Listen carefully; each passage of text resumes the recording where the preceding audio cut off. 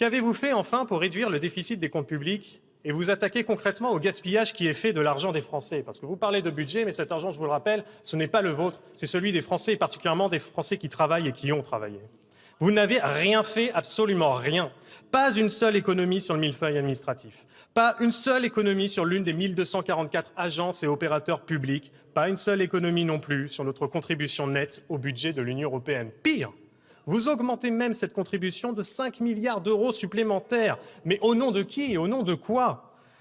Au même moment, la présidente de la Commission européenne, Madame Ursula von der Leyen, elle veut passer outre le vote des députés européens et accessoirement, pour le peu que ça vous intéresse, le vote de cette Assemblée nationale pour accélérer et ratifier le plus rapidement possible l'accord de libre-échange avec le Mercosur. Et votre seule réponse, Monsieur le Premier ministre, c'est d'augmenter la facture pour les Français. C'est d'une complaisance inouïe.